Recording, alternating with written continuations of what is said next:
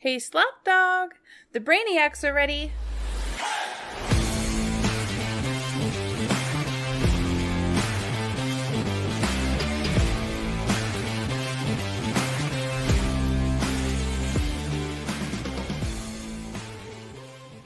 Welcome here into Leather Brains, your host, Slap Dog, and my background is a little different this week, and it will be next week as well. I am on travel. I am going all through the United States, meeting Leather Brains, enjoying conversations about football, and I have made a portable studio here to talk to all you Leather Brains here today, and I haven't done it alone. I've got Scotty Del Rey and the Big Yeti himself, and today we are going to have a lot of conversation about NFL football. We're going to be talking about Jordan Love and Tua. There's a lot of quarterbacks that have gotten paid within this last episode. Money. Gotta get it, baby. So we're going to be talking about that, as well as some quick nuggets of information about training camp that are currently being leaked out here into the NFL space. So lots to talk about. Very excited to do that. And like I said, I got my boys with me and excited to talk about this thing. But before we do that, have to give a shout out to our sponsor, Erica's Healthy Pet, not pets. There was a couple people that slid into our DMs and said, hey, this website's not working. And that's because I accidentally put S's on the end of it. It's Erica Healthy Pet. I did. So I apologize. But go check out her website, Erica Healthy Pet, and use code LB20 for 20% off. Say it with me. Erica's Healthy so Pet. We're about to get dropped by It's our own 3 sponsor. words. Please don't drop hates us. We love Erica's Healthy Pet. Thank you. I actually do. Bad. I genuinely, I don't, I had just, some treats had came in the mail. Obviously I'm not at home at the moment. But some treats had come in the mail and, my dogs love them. Scotty, last week you ate some of the dog treats and it seemed like you loved them. But what I'm really, really excited about is they had, she had some shampoo. My dog, I have 2 golden retrievers, and she has some shampoo that's specifically for dry skin. And one of my golden retrievers does. He itches constantly and he's all scabbed over. And I feel so bad for him because it's just allergy season. Very excited to try this shampoo out. So there's other products on there too. So I will be going back again and again. ericashealthypet.com. Ooh, nailed it. You know, she has some puppy balm that might help with your puppy's dry nose as well for allergies. So maybe check that out. She does have that. He doesn't have a dry nose, and which is odd. But like the rest of his skin, he's just a mess. He's an absolute mess. So I am very excited. I'm not like I said, when I get home, the first thing I'm going to be doing is covering him in that shampoo, and I'm excited to. You should try it yourself too and report relief. back. I might. Maybe the fantasy league punishment this year will be something along the lines of taking a dog bath. And then you got to eat the dog treats. It wouldn't be a punishment though, because they're so tasty. Well, you would know. You are the only person that would currently know between us three, anyway. The other thing got to mention before we get into the breakdowns and analysis is leatherbrains.com. We have brought on an entire team of writers, and they're starting to contribute to the website. We've kind of got them starting to get some of them ready to go and geared up, and there are articles coming out daily on the website, whether it's best ball. We've got an article over there for best ball for some sleeper tight ends to go look at, as well as just a breakdown of every division and kind of a general overview of what that might look like this year, and some predictions for the scores, or the season ending records for those seasons as well. There's every day there's articles coming out over there. Highly recommend going to check it out. There's good stuff, and there's a lot of good writers that are going to be talking about both NFL and fantasy football, dynasty. We've got it all. Go check it out. Am I missing anything before we jump into this, boys? Football's back. Football's back this week. Back. Yes. Kind of. It's Thursday, right? Thursday. The Hall of Fame game is on Thursday, yeah. The Texans Bears is what I think it is. Is that right? I'm going to be honest with you, gentlemen. I am so excited for football to be back, but these kind of games don't scratch the itch for me. And same thing with preseason games. Like, I get it. The preseason games are kind of they're just something to have on in the background. They're background fodder for me because I don't really pay attention, because for the most part, the starters aren't starting. Nobody's going 100%. It's not real. It's just, let's kind of make sure that we have everything squared away. And when we're calling a formation, the right people are coming out on the field. It's practice. It's preseason. We're talking practice, baby. Practice. And I'm not, I don't get excited for it necessarily, but it's football and I miss it so much that I will probably have this Hall of Fame game on Thursday. Can you Can you bet player props in the preseason? Oh, should you do that. sure can. Yes, we you should do can. that. I've Let's dabbled in that before. Let's do a Um, Leatherbrains team like fantasy league for just the preseason. That'll make it way more Yeah. interesting. We'll be invested. FanDuel and DraftKings, they have DFS contests for Ooh. preseason as well if you're interested in that. All right. Make sure you mention us in your tweets when you got those locks for the preseason games. Deal. Yeah, I'm a degenerate and I like sports gambling, but even that's pushing it. Like Caleb Williams today yesterday rather, had said that he wanted to play on this Thursday night game if they'll let him. And I'm like, I don't care. I really want to see Caleb Williams play, but not in this Hall of Fame game. Because it's not real. It's not real. None of it's just all it's kind of like the Pro Bowl. Yeah. Birds Right. are also not real. That is a fact. Okay, let's just move on here. Let's talk about the spicy, big headlining news. These quarterbacks. We'll start with Tua Tagovailoa. He got a 4-year extension. It was a 4-year, $212.4 million contract extension, and this makes Tua the fourth. It makes him the fifth quarterback. Or is it fourth? It's fourth. I'm sorry. It's I'm fourth. having a hard time reading. He's the fourth highest paid quarterback now in the NFL, averaging $53.1 million a year. I could not believe this. I could, because that's kind of where we're going, but and we're going to talk about this alongside with Jordan Love, but I look at Tua and I don't think Tua's that great. I get that he's usable. And I more than anything right now, quarterbacks, this is what the market is dictating.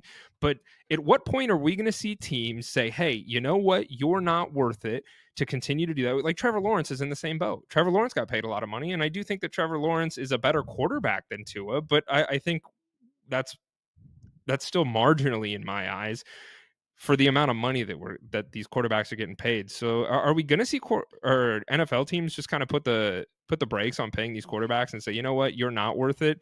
This is the final offer that we're going to give you, or we're just going to re-roll the dice?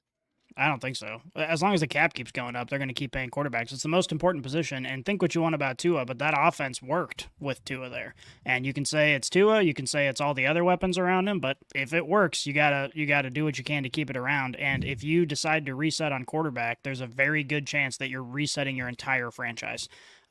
So for me, it's like they didn't have a choice. I mean, they had a guy that worked. He was the passing leader last season. It's not like he was bad. So sure, but you can make the same argument that he was the passing leader because of the weapons such as Tyreek Hill and Jalen Waddle. But that's irrelevant. It's irrelevant right now because they're trying to win right now. They're in a window. They feel like their offense can be the best in the NFL, and they want to win. So as far as they're concerned, they're like, we've seen it work. Let's just keep it together as long as we can, and hopefully make a run. And honestly, Tua has came into the league and has done nothing but prove his doubters wrong. If you look at him coming out of college, he was coming off a severe ankle injury. So there's a lot of question marks if he would be healthy and if he could adapt to the NFL game. He had a rough first season under Brian Flores, who was kind of like, we kind of want to get rid of him. Kind of, we'll ride him out. But that first season was a shit show. Enter Mike McDaniel. There were so many questions about, hey, will he be able to throw the ball deep? Can he throw the ball deep? And he proved he can execute this offense to a T. And we can say, he has Tyreek Hill, he has Jalen Waddle, but he has done nothing but prove that he can execute at a high level. Yeah, I don't know. I mean, there's still health concerns, right? Like, I think that's something a lot of people have also forgotten about is concussions. And I think that is still something that we should be concerned about, and Dolphins fans should be concerned about for the length of Tua's career with the Dolphins or any other franchise that he might end up going to. Like, that is a scary thing. If he was to get another one of those where he's laying on the field and he's spazzing out like that, like, we're having a conversation of, is he about to retire? You know what I mean? And I think that it didn't happen last year. I'm not rooting for it. I hope to God it never happens again. But that's still something that I think has to be discussed. And I get what you're saying, Scotty. And I don't think there is any other option. I don't think any of these teams have any other options. But the other side of this is what, like, you look at the Cowboys, right? You look at Dak Prescott. I don't like Dak Prescott. I've been very vocal about that. But statistically, Dak Prescott is a good quarterback, and we're about to potentially see Dak Prescott go explore free agency this next season, right? Because the Cowboys don't want to invest in him. And so what makes Tua so much more of an investment? Is it because it's more of the Dolphins are more of a complete team than the Cowboys are? Is it because of the age? Like what is it that makes Tua so much more able to get this kind of money than somebody like Dak potentially? And I'm not saying Dak won't, but that's kind of there's chatter that you got CeeDee and Micah and now Dak. So what makes them different? In my opinion, I think it has to do a lot with the age. Quarterback is a position where I feel like you can pay for their potential, what you see in them. And Tua, he's under the age of 30 years old, whereas Dak, he's over 30 years old now, and you kind of know what he is in the NFL. We have seen enough tape of him. We know what he is, but Tua is still developing under this Mike McDaniel's offense with Tyreek Hill and Jalen Waddle. So I think when you have a quarterback like Trevor Lawrence, Jordan Love, these guys are under the age of 28 years old. They can still develop and grow into these elite quarterbacks. And so I think general managers are going to be more likely to say, hey, we'll throw $50 to $55 million at these guys because they haven't hit their peak yet. Whereas Dak, he has injury concerns as well. We've seen him kind of flutter in the postseason, whereas we haven't seen that yet for a long period of time with like a Tua or a Jordan Love. It's been a very short sample size, but the potential is there for them to be great. Yeah, I think the last thing that you said is the big reason why we're having this conversation about Dak is because of the postseason performances. Dak's been doing it for a long time. They've always been competitive, but they just haven't been able to get over that hump. So at some point, you do have to make the hard decision. I don't think the Dolphins are there yet, obviously, with Tua. They think they can still win right now. All Cowboys fans, if they're honest with themselves, are like, oh, I don't know if we can win right now. And I think those in the front office in Dallas are having that exact same conversation about Dak. Well, one could argue that Jerry Jones going all in didn't do them any favors this offseason. Yet you mentioned Jordan Love. Let's pivot over to him. He is now the highest paid quarterback in NFL history. Him and the Packers agreed to a 4-year extension worth $220 million with a record-setting $75 million signing bonus. That is insane. Get that money. And $155 million in full guarantees. No kidding. This ties Love with Joe Burrow and Trevor Lawrence for the highest annual salary in league history at $55 million. So Jordan Love, Trevor Lawrence, and Joe Burrow are all sitting right at 55 with Tua sitting right behind him. Any surprise here?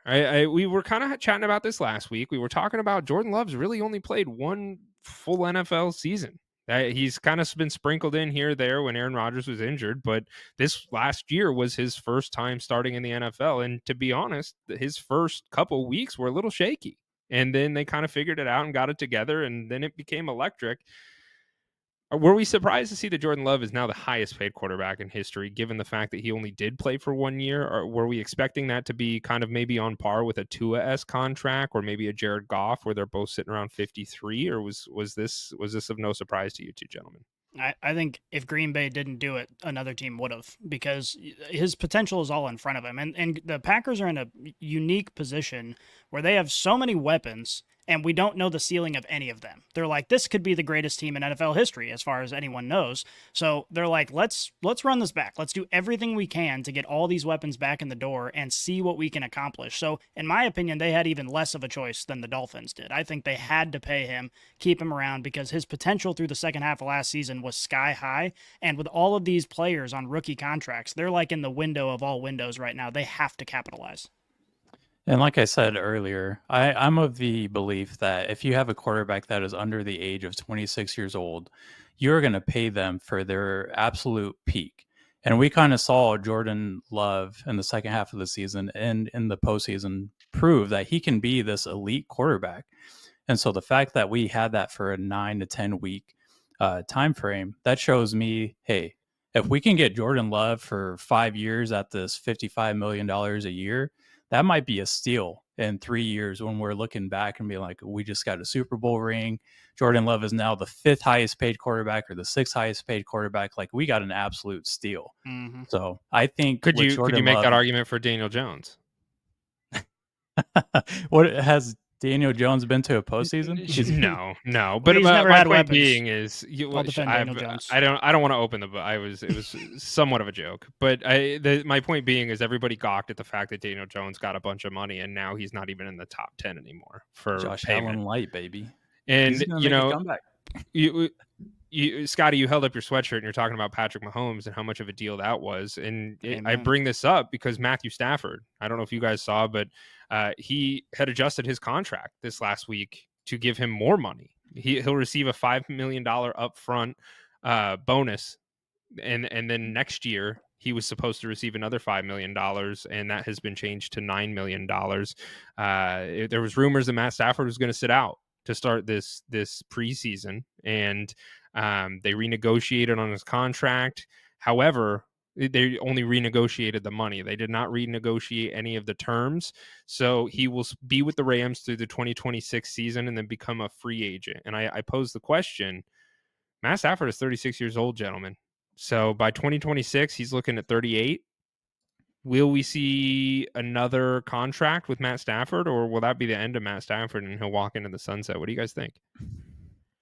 I think it's a win-win for the Rams to keep him that long either way, because Matt Stafford, when you look at Matt Stafford and you hear him talk, you know that not only is he very capable right now of taking this team far, but even if he kind of hits that age cliff, he is maybe the perfect or one of the most perfect quarterbacks to train the next generation. So when they draft somebody or they bring somebody in, you want Matt Stafford on that staff to show, or to have him show the next guy the ropes. Yeah, so I do think that paying him and keeping that contract, whether or not they renew, I have no idea. It depends on his health probably more than anything. But having him on staff regardless is going to be huge for the Rams. And I mean, Aaron Rodgers is 40 years old, still playing football. Tom Brady retired at the age of 45. Yeah, Aaron Rodgers kind of playing football. But I mean, it's not going to be uncommon for these quarterbacks like Matt Stafford, who was a pocket passer, to play up until they're 39, 40 years old. I think that's going to be like the new, the acceptable age, if you will.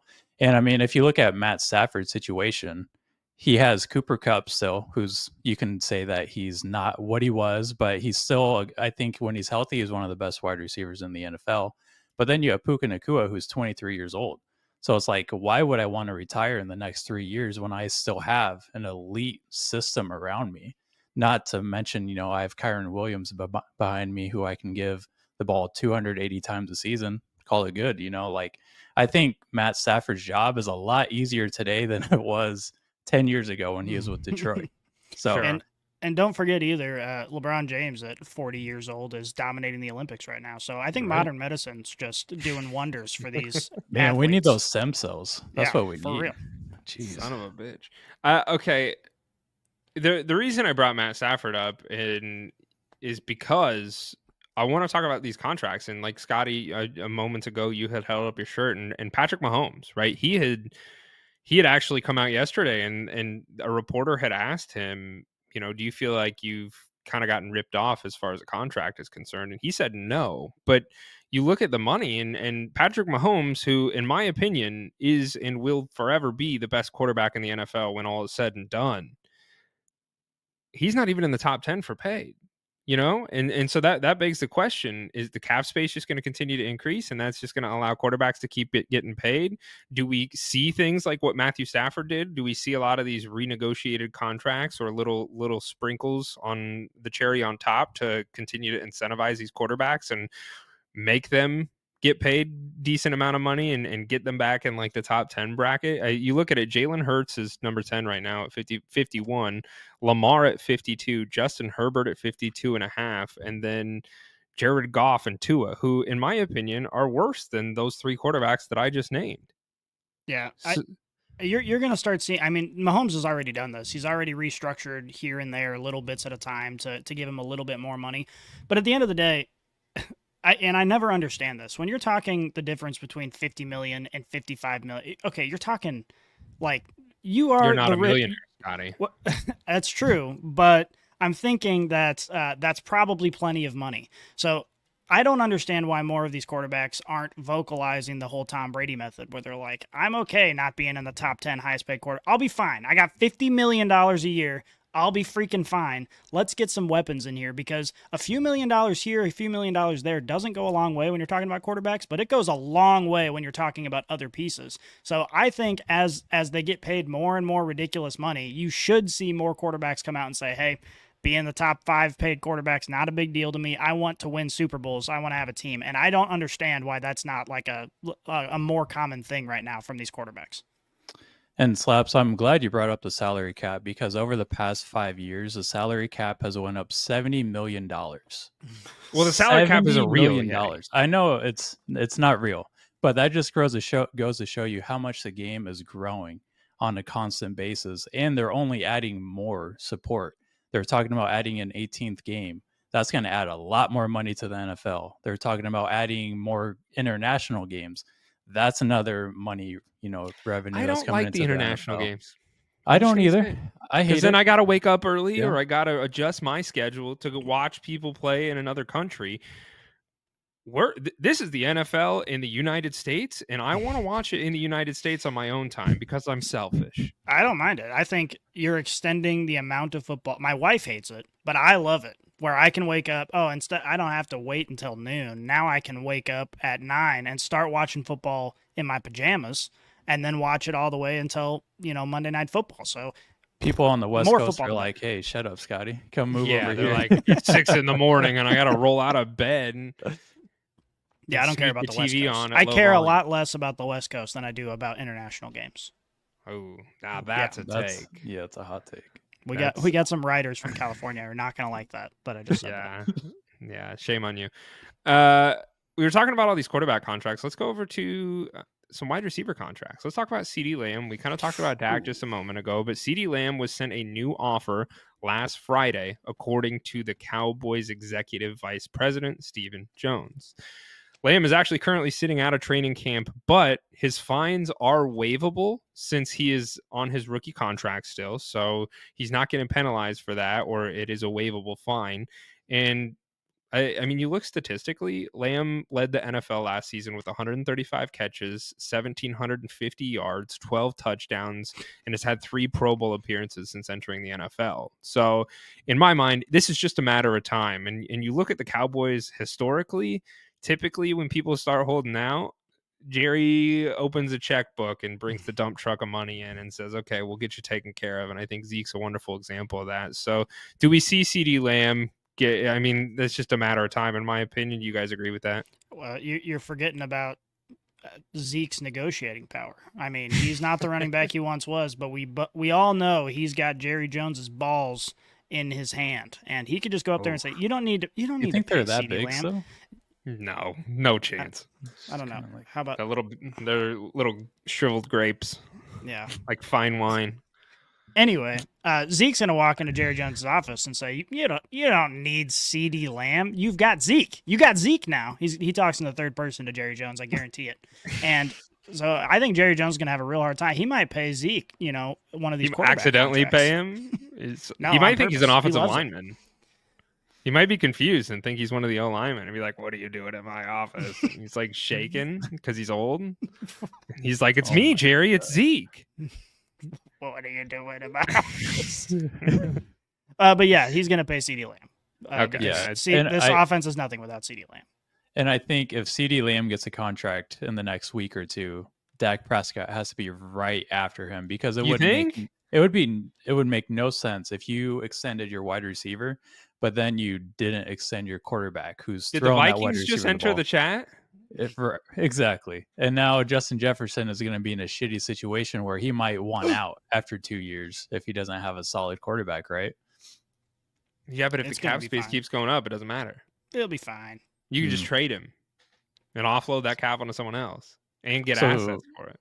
So do you think Cowboys should just trade CeeDee Lamb at this point? No, no, because what's the alternative? Like, as much as I hate the Cowboys and think that they're, I just hate them. I don't think they're as bad as people give them credit for, because over the last couple of years, they are a competitive team. And if you can't honestly say that, then you haven't watched football. And that pains me to say because I don't like the Cowboys, but they are a competitive team. What happens to the Cowboys every year is they fizzle out in the first round of the playoffs, and that's the ongoing joke. But guess what? You made it to the playoffs, and getting to the dance is half of it. Now, anything can happen when you get to the dance, and for them to do that consistently says that they are a good team, right? So, no, you got to keep CeeDee Lamb on the team. You got to keep the team together. I think after this year, you're really going to have to figure some stuff out, and especially if you don't sign Dak. And that's kind of the looming question that we've continuously had this offseason alongside with Michael Parsons. I mean, he is the leader of that defense. He is one of the best defensive linemen in the NFL. And if you don't pay him, do you tag him? Do you tag him and try and run him back another year after signing Dak? That's a possibility. Do you tag him and try and trade him and get a boatload of picks for him? I mean, there's a lot of different ways that you can look at this, and there's a lot of different ways that this scenario plays out. But regardless, I think CeeDee Lamb it should be de facto number one, because without CeeDee Lamb, what is that offense? Who is that offense? And I think that's why CeeDee Lamb is important enough that he has to be number one paid, and you figure that you let the other cards play out as you go along this journey. If I was the Cowboys, yeah, I hate the Cowboys. I had the thought earlier that a lot of the times when we look at like Tom Brady's career or Peyton Manning's career, well, I'll just say Tom Brady's career, he didn't have like the most elite wide receivers at his disposal. A lot of the times people said Tom Brady made his wide receivers. Like you look at Julian Edelman or like some of the guys that he had along his career, he made those guys what they are. Like he made them superstars. Sure. Do you guys think that Dak Prescott is that type of guy? Like, would he be able to turn a fifth round wide receiver into this elite wide receiver? Well, no, I don't. No. Oh, well, yeah. If history has proven anything, then just like you said, we haven't seen it. And I look back at, and this is weird that we're sitting here kind of comparing Dak to Tom Brady, and that's kind of gross to do. But like, Dak isn't consistent. Dak struggles with the consistency and not consistent in terms of feeding CeeDee Lamb, because he's really good at that. But you look at the other wide receivers that he's had over the last few years, and they're not getting fed nearly as much as CeeDee Lamb. And I think Tom Brady would feed them. Tom Brady would find ways to utilize them to make their offense that much better. And that's not happening. Where was Brandon Cooks last year? Where was Jalen Tolbert? Where was Michael Gallup? Where were these guys who were your wide receiver twos? They're not getting targeted. And maybe that's due to skill level, but once again, I think when you have an elite quarterback such as Tom Brady or your Peyton Mannings, they're going to figure out ways to get you the ball to make your offense that much better. And that's just not something we've seen with Dak. It's been, where's CeeDee Lamb at? And sorry, Scotty, I know you were going to say something, so I apologize. I didn't mean to talk over you there. My head is empty. I was agreeing with you. Okay. And so that's the crux of it. And I think that, I mean, do you agree? You think CeeDee Lamb should be paid first overall before the other guys, Yeti? I don't know. I'm kind of torn. I feel like with Dak Prescott, you at least have you have an engine to your offense with Dak Prescott. You have I don't know. I feel gross saying this, but like, if you don't have Dak back there, you have Trey Lance starting at quarterback. That's a problem. If you look at what Trey Lance has done in training camp so far, like if you look at all the reports, Trey Lance has been awful. And there's a reason why he hasn't seen the field in the past 4 or 5 seasons that he's been in the league. Okay, he saw the field 2 years ago, 3 years ago. I don't know if you remember, but we are a Trey Lance podcast. Oh, yes, I know. Rightfully so. And I love Trey. Yep. Off the field, great guy, I'm sure. But on the field, I mean, he hasn't panned out to be a top 10 pick that he was supposed to be, right? So it's like, without Dak, what does his offense look like? You have Trey Lance at quarterback as of right now. And then do you trust him to get the ball to CeeDee Lamb maybe? CeeDee Lamb might not be there if you don't extend Dak Prescott. He might want out if he doesn't have his guy. So what's the long-term play then, in your opinion? Like what would the Cowboys do? Because you got to pay Dak, you got to pay CeeDee, and then you let Micah walk. What about Zeke? Pay him $200 million. You got enough room. You got enough Yeah. room to extend him for 10 years. Yes. I don't think you have enough space in your locker room for that, man. At the end of the day, I mean, we're talking circles around this. Like, it's not just going to be they're going to pay all of them. They're just going to pay all of them, and they're going to extend them. And this team is going to look the same for the next several years. And they're probably just going to lose in the playoffs again. And we're going to have this conversation again 4 years from now. I'm just so confused because the Cowboys have money. Like, why is Jerry Jones being a tight ass? Because I think he learned his lesson with Zeke. As much as we're joking about Zeke, no, I'm being serious. Like, I think that bit him in the ass so bad that he realized that that's not something I want to find myself in. That I think the difference is nobody told him that Zeke was playing the running back position and CeeDee Lamb plays the wide receiver position, and he is brittle and old and feeble-minded, and so he doesn't understand that. He's like, oh shit, whoops. He's got illegitimate children calling him out left and right. He's distracted. That's true. That's fair. So I think that might play into why he is kind of a cheap ass, alongside with the fact that all three of these players are going to demand an insane amount of money. Like, that's what it's going to happen. Like, so between the two of them, it's like, do you roster lock yourself where these three players are going to be the majority of your cap space? And in the event that what happens if Micah gets hurt? What happens if Dak breaks his arm? What does that do for a season? What does that do for a career? And so those are the things that I think that they're trying to kind of navigate through, because those three players are the majority of your cap. Yeah, like that. That's what it is. I mean, they're going to end up doing it. They don't have a choice unless they are willing to completely ruin the relationship with CeeDee and restructure everything and go into like basically a total rebuild. They don't have a choice. They're going to pay him. I think. I mean, CeeDee Lamb, like I've said from the beginning, I think they have to. Dak is the one that gets interesting. And you could make the same argument with Kirk Cousins when he was with the Vikings. And you could sit there and say, well, you have to pay Kirk Cousins because you guys are competitive and you have Justin Jefferson and you need to make sure that you're taking care of him so he doesn't get upset and he's able to succeed. And then you look at it and it's like, well, Kirk Cousins ain't there anymore. Kirk Cousins is chilling over there in a Falcons uniform, and they have JJ McCarthy. So just because we sit here and say that has to be the way that it goes, I don't know if that's necessarily the case. The difference is that they had a top 10 pick in the draft. If the Cowboys are not in that position right now to completely change the quarterback position and then still hope to be competitive in the near future. They're going to have to hard rebuild, and that's just the way it is. I don't think Cowboys fans want that, given the roster that they have and the success that they've recently had. They're going to pay, in my opinion.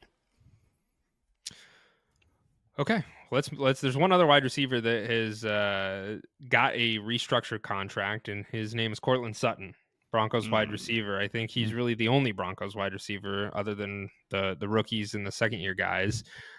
He could earn up to $15.2 million alone, with $1.5 million in added incentives.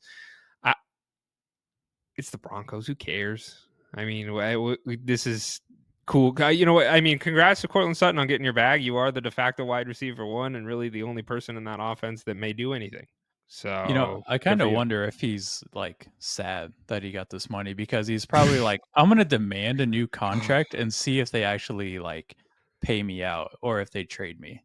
Like, maybe I can force my way out of Denver by saying, hey, I want a new contract. Can you pay me, or can you send me to like a competitive team? Because I don't want to deal with Sean Payton's bullshit anymore.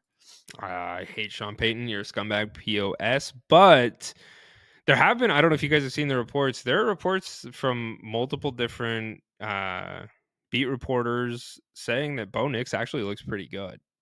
And they're saying that a lot of the team is really excited. Now, this seems like the perfect case of off-season hype and fodder to try and get people bought in on it. I'm not doing that, but I would just I want to point that out because that's what they're saying. That's what the people are saying. The thing is, like, I don't mean to bring down Broncos country, but in this division in 2024, you are going to play so many good defenses. Like, you have to be better than a good quarterback. People are saying, "Oh, he looks pretty good." Now, you got to be freaking elite to have a good season with no weapons against all of these elite defenses that are like complete. Your entire division is like the best parts of every team is their defense. So it's like, good luck. Like, I don't know. It doesn't make sense to me. Yeah. It's interesting reading training camp reports because it'll be like Josh Allen had such a great day against the Bills defense. And it's like, all right, is the Bills defense just ass? Or is Josh Allen actually doing really good? Same case with Bo Nix. Like, he's doing good. He threw 2 touchdown passes today in team drills. It's like, okay, is he good or is the defense really bad? I mean, And- but like, if the Broncos defense should be good this year, they should They'll be. Like, should be. They'll be the best part of their team. Whether or not that means anything, I don't know the answer to Yeah. that because it depends on if their offense can move the ball. But I think the defense is solid. But you got to go to Kansas City. You got to play their defense. The Raiders' defense is going to be no slouch. I don't know anything about the Chargers, so they could be terrible for all I know. But like, I think just the don't. Chargers are the bottom of the division this year. Yeah, I don't think you're going to have as much. Even if he's good, you're not going to have a ton of offensive success. So you got to be patient with him. You can't go in with these high expectations of saying, "Oh, this is the next coming of Peyton Manning." Like it's just not going to be the case, no matter how good he is. I have said on the podcast before that I think Bo Nix going to Denver was a very underrated move. And I'm not saying Bo Nix is going to be like this elite quarterback this year by any means, but I think the system that he's going into is something that he's familiar with from his time at Oregon. A lot of the knocks on Bo Nix coming out of college were all he completes are these short passes behind the line of scrimmage or passes that are, within 10 yards of the line of scrimmage. Well, that's Sean Payton's offense to a T. And so I think the ability to learn the offense is going to be much faster for a guy like Bo Nix than it's going to be for like JJ McCarthy, for example, who only handed off the ball in college. Now he's going to be expected to know the full playbook and be able to make these, high level throws. So I think Bo Nix is going to have a sneaky good rookie year that we need to pay attention to. But I'm not saying he's going to be like a top 10, top 15 quarterback. I'm just saying he's going to surprise some people. You mentioned JJ McCarthy. Let's go over to some training camp news because JJ McCarthy is one of those guys that does have some training camp news. He is not worried about the starting job, which is interesting, and I understand it. Sam Darnold is currently the starting QB1 for training camp and is clearly the starting quarterback for the Vikings. To start the season, it will be Sam Darnold. And JJ McCarthy was quoted saying, "My ultimate goal is to get the most out of every single day. When the time comes to start, it comes. I'm just training every single day so that when the time does come, I'm going to be ready." I bring this up because I have a question for you guys. Do you see a very similar situation to what we're kind of predicting the Raiders are going to do this season, where you have Aiden O'Connell, who was a starter last season, and I believe, and Yeti, you're the Raiders fan, so we could have differing opinions here, but I have stated previously that I do think Aiden O'Connell is going to start the season for the Raiders. In the event that things fizzle out, I think we're going to see a quarterback change by week 4, week 5, and it'll be Gardner Minshew to finish out the season. Is that kind of what we're predicting with the Vikings as well? And we see Sam Darnold being rolled out, and in the event that he starts to fizzle, JJ will come in and be the starter moving forward. Yeah, Slaps, I tend to agree with you. And I say that because rookies need more time to develop in the NFL. I think you're going to do more harm by throwing JJ McCarthy out to the Wolves in week 1 than you would sending him out like week 10 if Sam Darnold fails, for a little bit. Because you really only get one shot at this thing if you're a rookie quarterback. If you come out, you start week 1, you go 1-9, people are going to be calling for your head right off the gate, and you're not going to have that second contract, basically, if you will, because people will be looking at you like, oh, you're a scum unless you're playing for Urban Meyer. That sounds kind of like maybe somebody by the name of Bryce Young. Or Trevor Lawrence. Zach Yeah. Wilson. Exactly. Well, yeah, I mean, you look at those guys, and Trevor Lawrence kind of turned it around, but the other two guys, Zach Wilson's now competing for the Broncos starting job, and yeah, I mean, Bryce Young is in a really bad spot, and hopefully things get better for him. But also, I'm sorry, I just brought that up because those are two examples of guys who have started out as rookies in their NFL career, and it's been a tough go of it for them. Yeah, and I think you just you let the veteran go out, do what he can do. If he shows out, great. That's great for the team. That's great for your quarterback situation. And you're letting JJ McCarthy learn from this guy. You're letting JJ McCarthy learn how to be a pro. He's learning the playbook on a weekly basis. He's learning how to play in the NFL from Sam Darnold. which is great. It's a win-win for the team if Sam Darnold does well as a starter for the whole season and lets JJ McCarthy develop. Yeah, part of me wants to say that I think Sam Darnold has gotten a little bit of a bad rep so far, and I think he might surprise some people, but then you sit back and remember, well, Jordan Addison might be suspended to start the season, and Hawkinson's still recovering from his injury, so it's like, well, I don't know. They might be setting him up for failure a little bit to come into this offense and be like, oh yeah, half your weapons aren't here. Good luck. And just see what happens. And then they do have that scapegoat option where they can just, put in the rookie halfway through the season. So I think I think Sam Darnold is really going to have to perform out of his mind to keep this job. And I think there's a chance that he does, assuming Jordan Addison's not gone that long and Hawkinson comes back healthy. I think that this offense can actually look pretty decent. But he's up against kind of a lot right now, just given the situation with the other players in the offense. There's other news. You guys stop me when you want to talk, because there's quite a few little snippets going around amongst all these teams and players. So the Falcons quarterback Kirk Cousins, he's been medically cleared for training camp after suffering his Achilles injury last season, and he will take all first team reps while Michael Penix and Taylor Heineke split second team reps behind him. Guys, I was going to stop you because I wanted to talk. Yeah, no, I do want to talk about this. I am so high on the Falcons, and I feel like it's bad news to be high on the Falcons, but I am so high on the freaking Falcons. I think Kirk Cousins is going to come in and be the quarterback. The piece that they've been freaking missing, and all of these talented players are actually going to have a quarterback who can get them the ball. They've already said they're going to center the offense around Bijan, which should have been the case last year, but it wasn't. Like, this is a really good team, I think. I agree completely, and we know that Kirk Cousins can still throw the ball. That's what he did when he was with the Vikings. The question now is what does his offense look like, and can they scheme for Kirk Cousins to do what Kirk Cousins does? The scheming around Bijan Robinson does concern me just a little bit, and it's not because of his talent. I think that's very clear that Bijan is a great, talented running back. Are we going to see a lot of play actions? That's kind of where I lean, is I do think we'll see a lot of play actions. I think that will open up the ball or open up the field and allow Kirk Cousins to throw effectively. That's kind of how I see things going, but obviously I'm not a head coach. I'm not an offensive coordinator. I'm just a guy sitting here and thinking that would make the most sense, in my opinion, because that's how you're going to get the ball in your playmaker's hand, Mr. Bijan Robinson, as well as get people like Drake London and Kyle Pitts the ball effectively. Yeah, on the offensive side, they don't have any weaknesses. I mean, you can be a run-first offense with Bijan and run it down their throat, because they also still have Tyler Algier, if I'm not mistaken. So you've got a 1-2 punch there where you can be a really effective ground-based offense.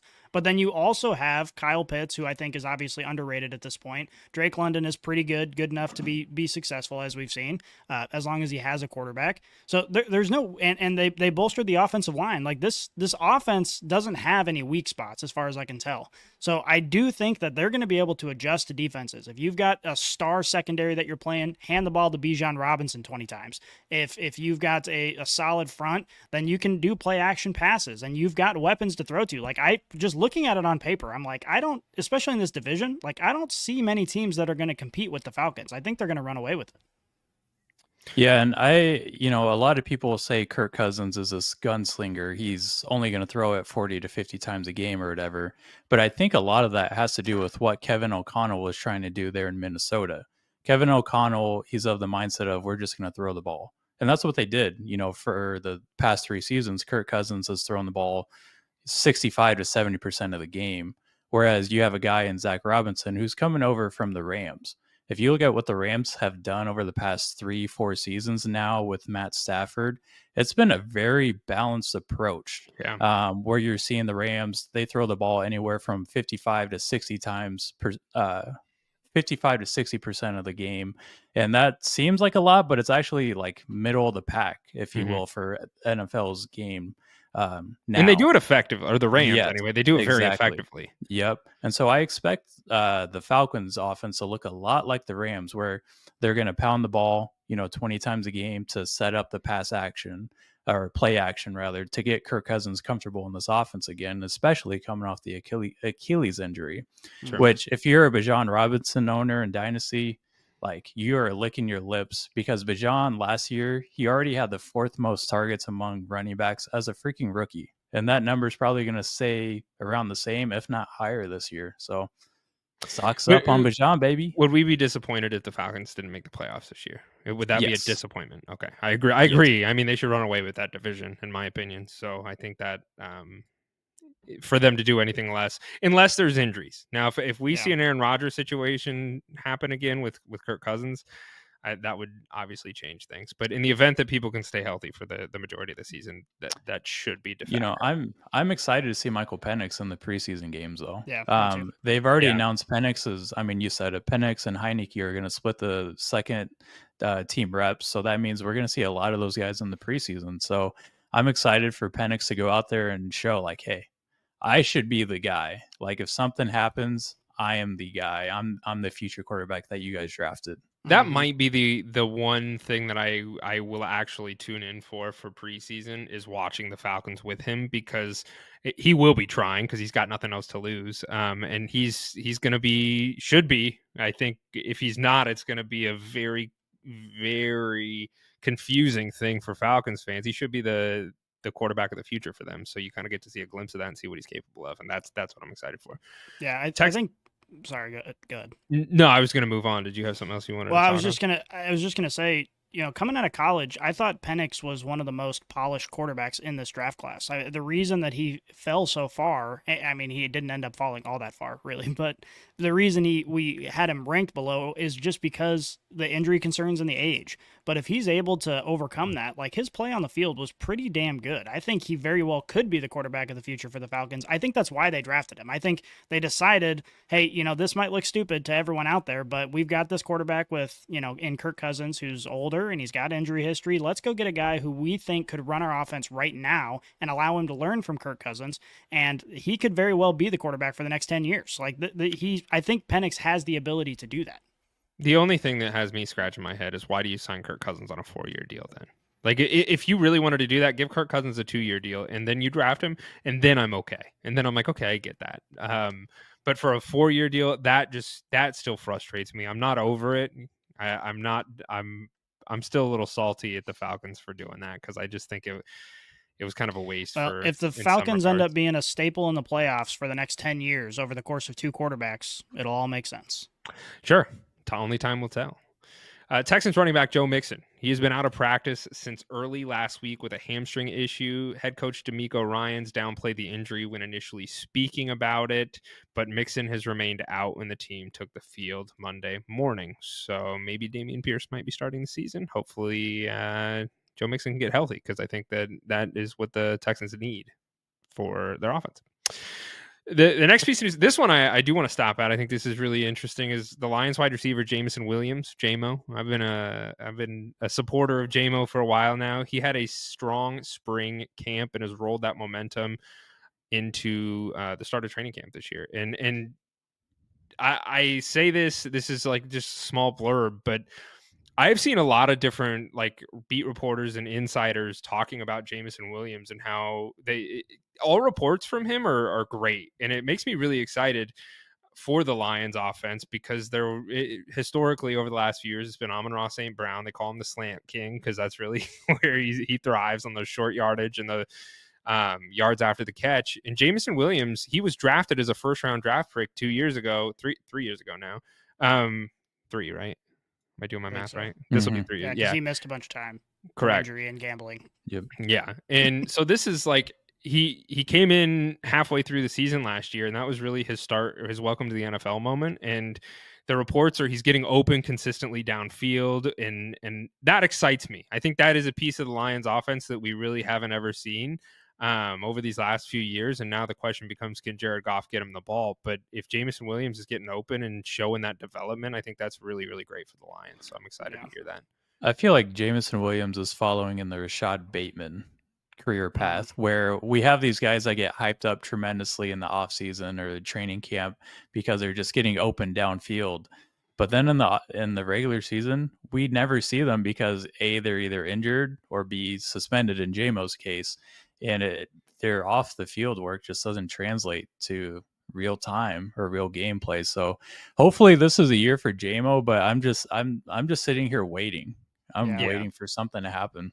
Yeah, but one thing that does make me feel comfortable about it is we've already seen Dan Campbell come out several times and specifically highlight J-Mo, like at the podium, where he's like, this guy is bringing it this offseason. So, like, beat reporters say all sorts of shit, like they only go to certain numbers of practices and who knows what they're seeing at any given moment. But when the head coach is like, hey, this guy is outshining everybody, like, that's like, oh, I think, especially with Dan Campbell, because he's kind of like that emotional guy where he's like, if you're going to give it your all, I'm going to reward you. And so I think if Dan Campbell's saying that, he's going to draw up plays specifically for J-Mo to give him the opportunity. And like I'm still not all the way completed with receivers, but like that was one of the things that I noticed a lot throughout it is like he loves Amon-Ra St. Brown. Because he's got that dog in him, and Dan Campbell respects that. And he's like, this guy will go out and fight teeth and nail to do whatever he has to do to succeed. And like Scotty said, if he's going to stand up there at the podium and say, Jameson Williams is doing great, like I do think that there's more of him doing great than just fodder of media saying he's doing a good job. So yeah, I think I'd be more shocked if he was like, J-Mo sucks. J-Mo's ass out there. This guy needs to get off the roster. Well, I would hope that the quarterback isn't the head coach isn't verbally abusing players, but there are some quarterbacks out there that are, namely Aaron Rodgers, Jets quarterback. He's now verbally assaulted 2 different teammates in training camp. I don't know if you guys have seen all this stuff going on. Garrett Wilson and Rodgers were caught on video screaming at each other after a miscommunication on a play. And then on Monday, Aaron Rodgers was apparently seen screaming at an offensive lineman after his foot was stepped on during a snap exchange. Oh, that's honestly, I game. get that one. I get that one. That's I get that one. Game. But like also as an offensive lineman, and Yeti, we're also an offensive lineman. Yeah. Sometimes shit happens. It's not like we're doing it on purpose. Like we're moving around. We're not we don't have the pocket awareness because we're linemen. We're supposed to make you the pocket. So I don't know where you're standing every single moment of the time. And if you get stepped on, it's an accident. I get why Aaron Rodgers would be upset because he's coming back from an Achilles injury. So I would be kind of angry, but it's not.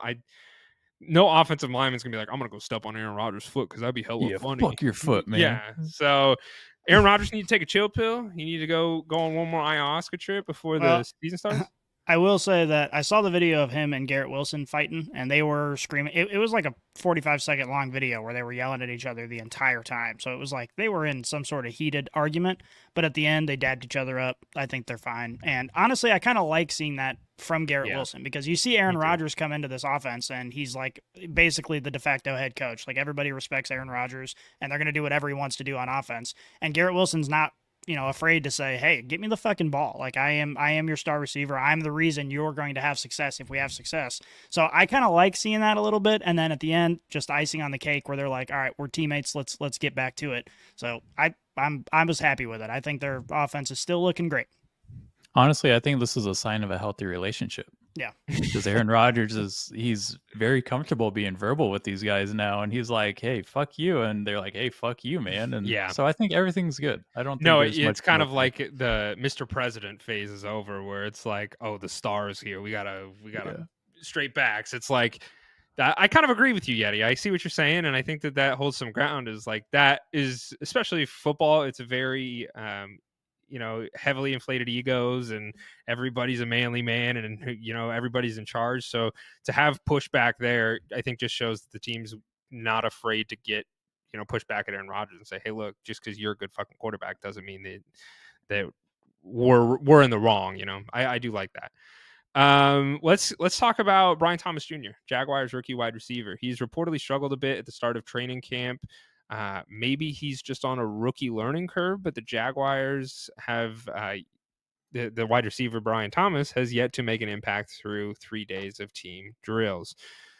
That is slightly alarming for me because, he was drafted as an earlier wide receiver off the board and was supposed to be kind of their new de facto wide receiver one, especially with Ridley gone. And to hear this does have me a little concerned because you're not hearing that about Malik Neighbors. You're not hearing that about Marv. Rome Odunze is getting his accolades. So, and I get that there's a 20 pick difference between them, but he was still first round wide receiver. So is this a little bit alarming to hear for Brian Thomas Jr.? Guys, when this draft pick happened back in April, we were all together and I said, guys, watch his highlight tape. Watch what he does. And every single play is a fucking fade route. That's all he was good at LSU, was just going down the field, sprinting down the field, and that was it. His route tree in college was very, very limited, and it shows if you watch his film. And I think now that he's in the NFL, he's playing with guys that are longer, that are bigger, that are faster, and can keep up with him. He's going to have issues. And if you look at the full report from Jacksonville or some of these beat writers, he's struggling on inside routes, and I'm not surprised by that because that's not what he was known for at his time at LSU. That's where Malik Neighbors' bread and butter was, is over the middle. Brian Thomas Jr. just took the top off defenses, and now you have Gabe Davis in that offense. That's what Gabe Davis does. He takes the top off. Yeah. So Gabe Davis is a seasoned NFL. He'll take the top off, no problem. He'll create separation, right? But Gabe Davis is in the Brian Thomas Jr. role right now, so he's going to have to show something big to be on the field this year. So it's Christian Kirk season, is what you're saying? That's what it sounds like. Yeah, baby. I think it might be Evan Ingram and Christian Kirk season.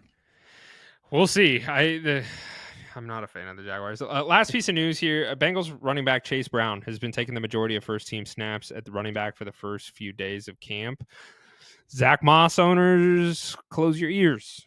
Close your eyes. Don't look. Don't watch. That is a little heartbreaking to hear. I thought that Zach Moss may be I own Zach Moss in Dynasty, so I have my own skin in that game. But I really did think that Zach Moss was going to come in and be the running back one, and kind of I thought him and Chase Brown would split more time. Zach Moss actually looked really good with John Taylor out last season, and that was kind of where I was like, okay, he will get a little bit more usage with Joe Mixon being out of the Bengals offense. Yeah, it doesn't matter who's number one on the depth chart. They're going to split time. It's going to be a 50-50 backfield no matter who starts technically. So I don't think it's anything to worry about. I think we're going to see exactly what we are expecting. Okay. I think this is more of a situation where Zach Moss needs to be familiar with the offense. He needs to be familiar with this offensive line. And so they're splitting reps at this point in the season, which I don't think that's any surprise there. And I think that's going to continue on into the season where Zach Moss, he's going to be the guy that gets the ball at the goal line, which is going to be great for fantasy. Mm-hmm. All right, gentlemen, that's all the time we have. I appreciate. We talked about the fucking Cowboys for 45 minutes, so we missed out on the Chiefs headlines. I'm putting them on the show notes for next week. Don't you guys fucking worry. No. Gosh, I won't be here.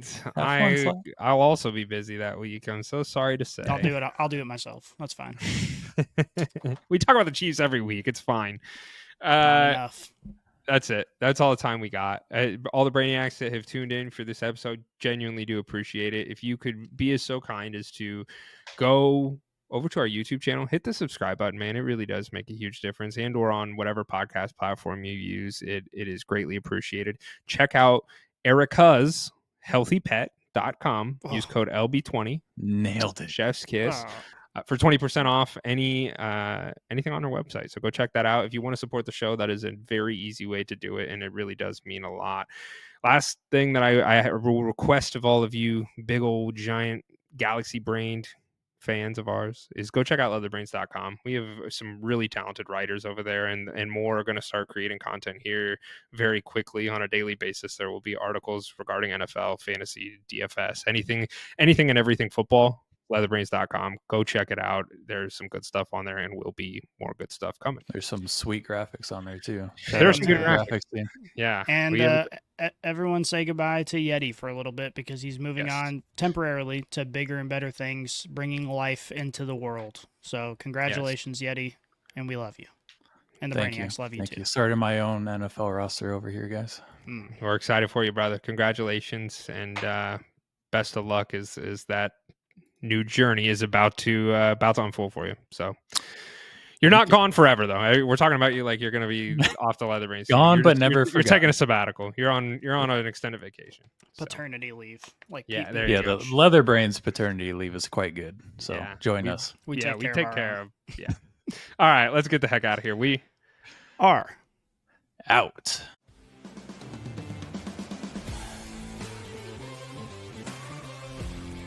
If you enjoyed this episode, make sure you tune into our new releases every week on your favorite podcast app. Follow us on Twitter, Instagram, and Facebook, and check out leatherbrains.com for all of your fantasy football needs. And remember, Brainiacs, a championship should be more than a fantasy.